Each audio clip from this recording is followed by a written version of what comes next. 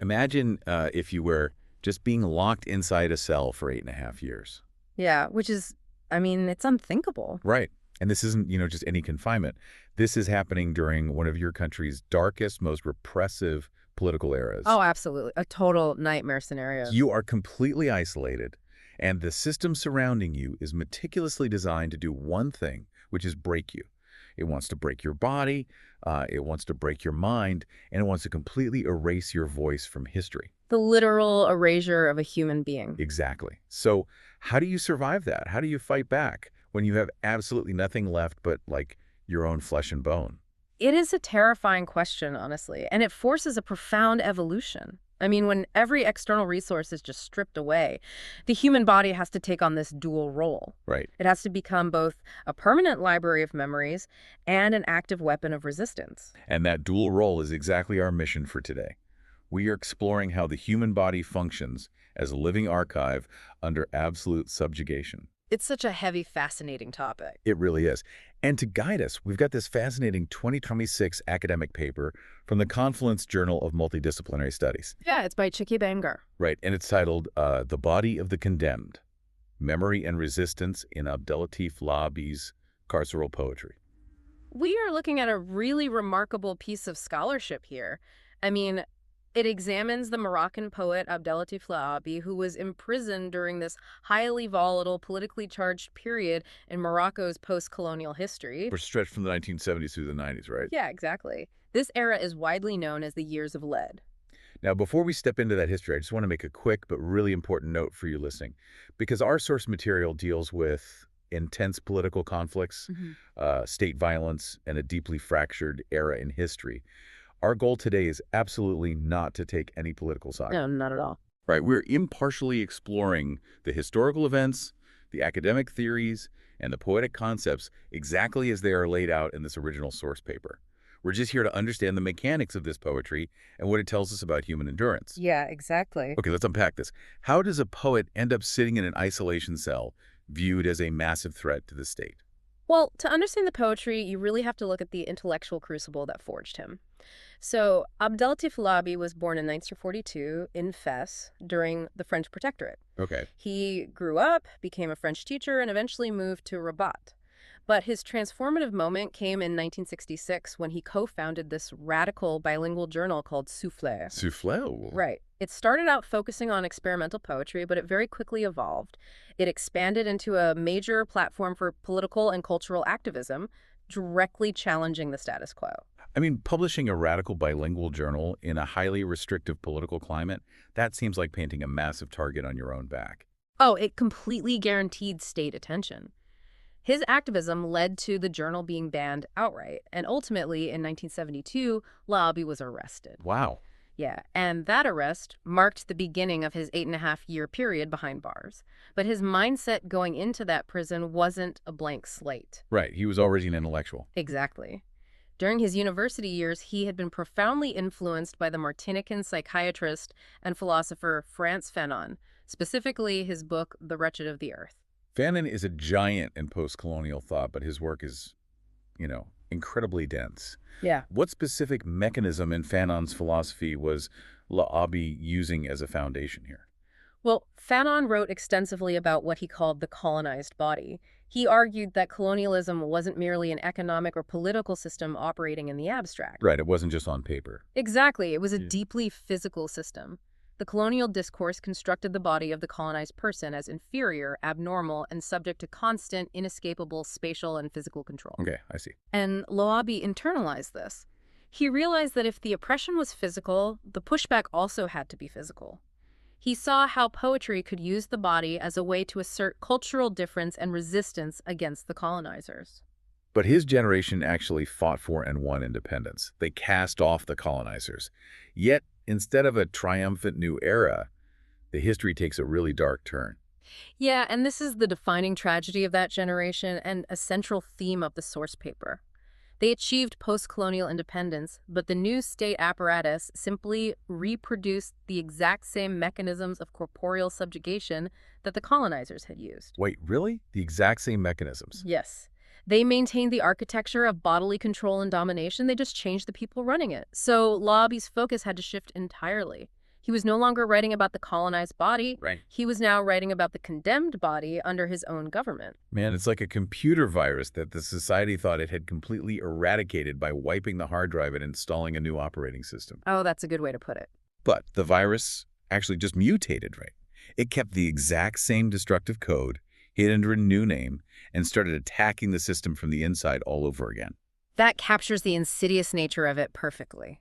And to fully grasp how that virus operated, the paper introduces a major theoretical framework, Michel Foucault's concept of the carceral archipelago. The carceral archipelago. Let's break that down into plain English for a second. Right. So Foucault argued that the logic of a prison, the relentless surveillance, the strict scheduling, the physical discipline designed to mold human beings into compliant, quote, docile bodies. Right. That logic doesn't actually stop at the physical prison walls. It seeps out. Exactly. It extends across the entire social body. The state uses these invisible mechanisms to control society at large, punishing subtle illegalities and silencing dissent in everyday life. So the whole country feels like a prison. Yes, the country itself becomes a series of connected islands of control, an archipelago.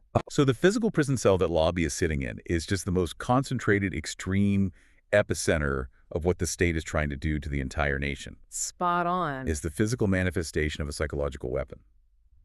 Which raises the massive question, how does a poet fight back against an unbreakable system when they are physically locked inside its most intense, suffocating core? What's fascinating here is that confinement, paradoxically, provided Laâbi with the ultimate unavoidable confrontation with himself. How so?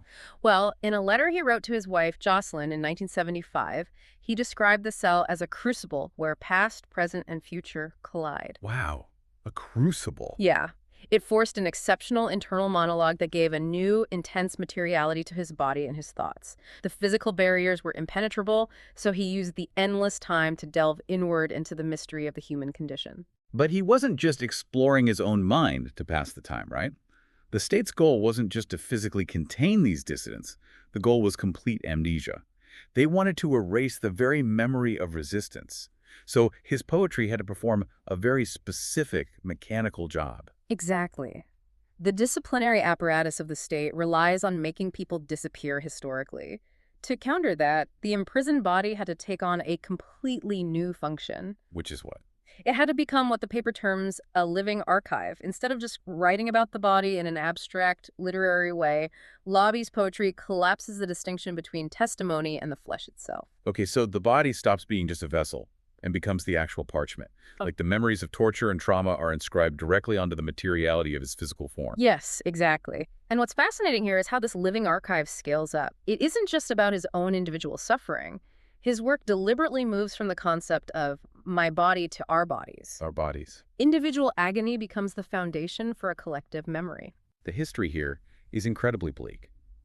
How did he actually document that collective agony when the trauma was so extreme? There is a harrowing story in the history and in the source paper regarding a fellow prisoner named Eveline. Okay.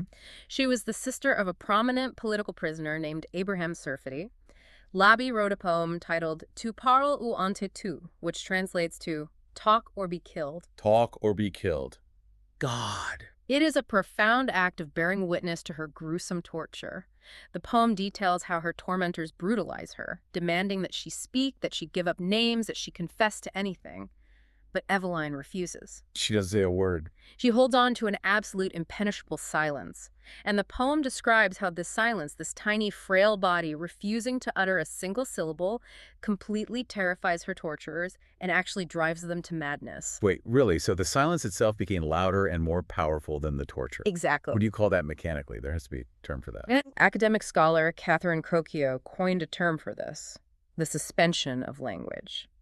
The theory is that when trauma, humiliation, and brutality escalate to a certain extreme severity, when the pain evades all possibility of human understanding, traditional words simply fail. The language breaks down. The system of language breaks down completely. In that void, the body itself and its physical endurance has to take over as the sole medium of communication. Wow. Eveline's silence, her protesting body refusing to break, becomes a heightened form of counter-violence.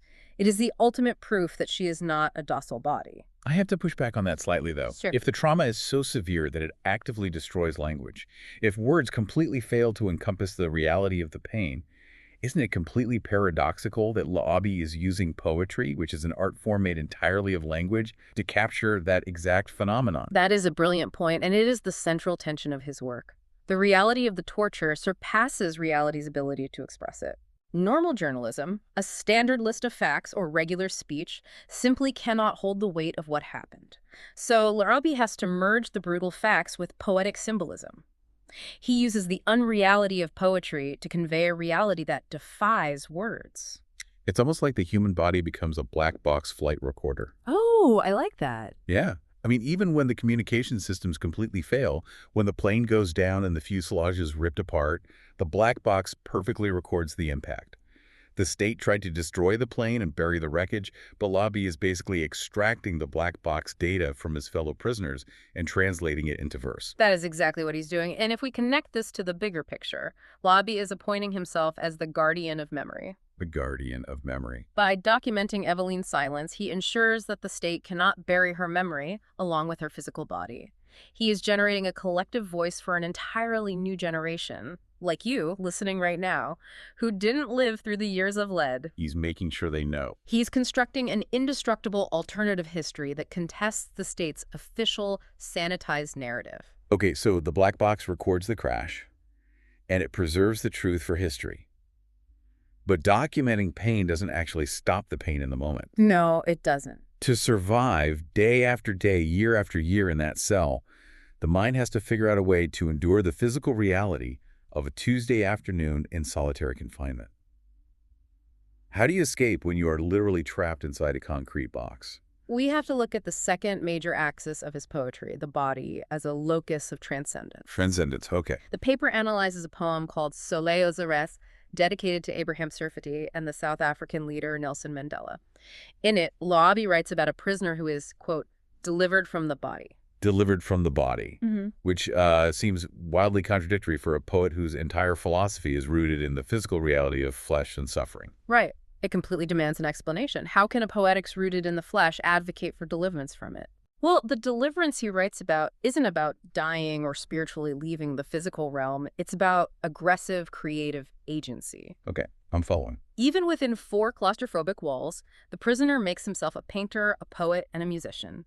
He summons words out of thin air. He visualizes vibrant colors on a blank canvas. The body learns to stretch beyond its physical boundaries and transform its localized suffering into an expansive, creative output. It's taking the absolute restriction of physical space and using it as a forcing function to expand the internal world. What did that internal transformation look like in his writing? He describes this viscerally in the poem Lettres, mes amis d'outre-mer. He writes about his body learning to gather itself, quote, like a plate of iron heated to red. A plate of iron heated to red. That is intense. Very intense. He uses this concentrated inner heat to endure mutilations. Incredibly, he uses it to transform pain and humiliation into their precise opposite. To their precise opposite. The disciplinary agenda of the prison is to instill utter despair, to reduce the human being to a helpless, weeping victim. Right. By taking that pain and transfiguring it into poetry and solidarity, Laâbi twists the dehumanizing conditions into a triumphant act of agency. He transcends the material constraints without ever once denying the corporeal reality of his suffering. Here's where it gets really interesting to me. Oh, yeah. I think about this mental escape mechanism, kind of like a sensory deprivation tank. Oh, okay. Go on. When you strip away all external stimuli, or in this horrific case, when you replace all external stimuli entirely with pain and isolation, the mind has a biological imperative to compensate. Absolutely. It has no choice but to build an infinitely expansive universe inside, just to survive the vacuum. The carceral system tried to crush these prisoners into obedient, docile bodies, but instead the sheer pressure accidentally forged superhuman imaginations. Superhuman imaginations, that's a great way to describe it. And what fueled that expansive inner universe is what the paper terms secular mysticism. Secular mysticism. Those are 2 words that usually sit on entirely opposite sides of the room. They do, yeah. While Laâbi does reference religious figures like Jesus Christ or the Sufi mystic Al-Hallaj in his poetry, his true divine anchors are entirely secular. Like what? Liberty, justice, human dignity. Yeah. These universal concepts function for him with the absolute, unshakable intensity of religious devotion. They give him transcendent strength. It's faith. But the altar he is worshiping at is humanity and justice rather than a specific deity. Precisely. How did that faith manifest among the other prisoners? It fostered an incredible, almost supernatural sense of solidarity. Breitenbach, a famous South African poet who was also incarcerated as a political prisoner around the exact same time. Oh, I've heard of him. Yeah, he actually wrote the foreword to one of Laâbi's books. Breitenbach noted that this shared, agonizing suffering creates a profound realization of what he called oneness and noneness. Oneness and noneness. I need help wrapping my head around that. What does the visceral reality of oneness and noneness actually feel like? Okay, so noneness is the brutal recognition of your own vulnerability. It is the shared powerlessness you all face against the state's crushing machinery. You are nothing against the state. You're just a speck. Exactly. But through recognizing that mutual vulnerability with your fellow inmates, you forge oneness. You forge a brotherhood so deep that you literally inhabit each other's pain. So your suffering is my suffering. Yes. This collective unified spirit is what ultimately challenges the supposedly impenetrable system. They can break one man, but they cannot break the collective oneness. Man, through this incredible mental fortification, this secular mysticism, Laâbi somehow survives. He does. After 8.5 years following intense international pressure from human rights groups and European intellectuals, which I should note was a movement tirelessly led by his wife Jocelyn, the prison doors finally open.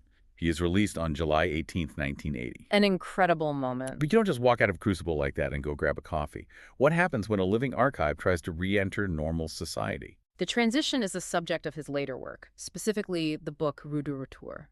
And the harsh reality is that the body does not forget. No, of course not. The narrative of that book fluctuates wildly between the profound joy of liberation and brutal, visceral flashbacks to the cell. It haunts him. The lingering effects of carceral trauma are permanently inscribed into his nervous system. The released body serves as a walking, breathing reminder that collective memory can never be cleanly separated from its physical scars. Yeah, the physical wounds might close, but the nervous system remembers every single blow. After nearly a decade of your life stolen, subjected to unimaginable conditions, how does a poet handle the anger? I mean, does his work become a tool for revenge against the guards and the politicians? This is perhaps the most astounding aspect of Laâbi's legacy. His poetry actively eschews personal vindictiveness. Wait, really? No desire for revenge? No desire to settle old scores with his former persecutors. Instead, his work prioritizes a forward-looking perspective. He documents the atrocities meticulously, but he does so to restore historical knowledge to the public forum. So he's laying the groundwork for a democratic future based on justice and liberty, rather than trapping his country in an endless cycle of revenge. Exactly. He's aiming for true reconciliation. And historically, the nation of Morocco actually attempted to follow that path eventually, didn't they? They did. In 2004, a major historical shift occurred. Morocco established the Equity and Reconciliation Commission, or ERC. Okay. Its mandate was to officially investigate the human rights violations committed during the years of lead and to rehabilitate the victims. It was a rare, monumental attempt in the region to officially break the silence of the state archives and confront a deeply traumatic past. But state-sponsored reconciliation seems like a highly precarious tightrope walk. Where does Laâbi's poetry fit into a government committee's version of healing? The official attempts by the ERC often function within political constraints. They struggled to truly balance the immense, incalculable damage suffered by victims with the very circumscribed, limited justice offered by the state apparatus. Right, because it's still the state running the commission. Exactly. Laâbi's poetry acts as a critical checkpoint against this. It warns against a sanitized, institutional version of healing where the state simply apologizes and asks everyone to move on. It makes me think about setting a broken bone. How so? Well, if a bone is shattered and set incorrectly, a doctor can't just put a cast over the crooked limb and call it healed. They have to re-break it. They have to acknowledge the foundational trauma and set it right. Otherwise, the body can never actually carry weight again. That is a perfect analogy. His poetry insists that true reconciliation must carry the scars forward. It cannot simply wipe the slate clean or enforce a new type of amnesia disguised as forgiveness. Right. The violated body retains its generative power to demand ongoing accountability. And there is a beautiful, tangible moment of poetic justice that the source material highlights. Oh, the school in Fes. Yeah. In 2019, Abdellatif Laâbi returned to his hometown of Fes. The occasion was to visit a primary school that had just been named in his honor. It's incredible. The persecuted, imprisoned dissident had become a celebrated national figure. The state recognized and honored the very voice it had once tried to obliterate in a dark cell. The students in that primary school embody the democratic future he fought for. But crucially, Laâbi maintains his vigilant position. He acknowledges the state recognition, but he still carries his scars forward. He doesn't just forget. No. He fosters reconciliation while maintaining a critical watchfulness against any new forms of violence or institutional forgetting. So what does this all mean for you listening right now? Yeah. We aren't all political prisoners in 1970s Morocco. But as the source paper notes, carceral systems, political detentions, and the silencing of dissenting voices continue to expand globally today. They absolutely do. The logic of Foucault's carceral archipelago is still very much woven into modern society. In that context, Laâbi's poetry is an absolute masterclass. It proves that while a state can lock up a physical body, human dignity and creative agency cannot be legislated, disciplined, or tortured away. The human imagination remains an irreducible site of resistance. It stands as a testament to the fact that resistance, when anchored in undeniable bodily suffering but channeled toward a transcendent collective solidarity, really can transform pain into its precise opposite. Yeah. It transforms trauma into reconciliation and silence into an eternal voice. We've talked deeply today about how the body acts as an archive, preserving the past against the state's desperate desire for amnesia. We've seen how the mind uses secular mysticism to stretch beyond the physical constraints of a concrete cage. It's been an amazing deep dive. It really has. But as we wrap up, I want to leave you with one final, slightly different angle to ponder. Consider this. What if the very walls built to isolate and silence dissenting voices are actually the necessary acoustic chambers that allow those voices to echo into eternity? Oh, wow. Think about it. Without the intense, compressed crucible of that prison cell, without the absolute necessity to build an expansive universe inward, would Laâbi's poetry have ever achieved the same indestructible, transcendent power to shape his country's future? The state tried to bury him in a tomb, but they inadvertently handed him a megaphone that outlasted them all. Something to think about the next time you face a system trying to box you in.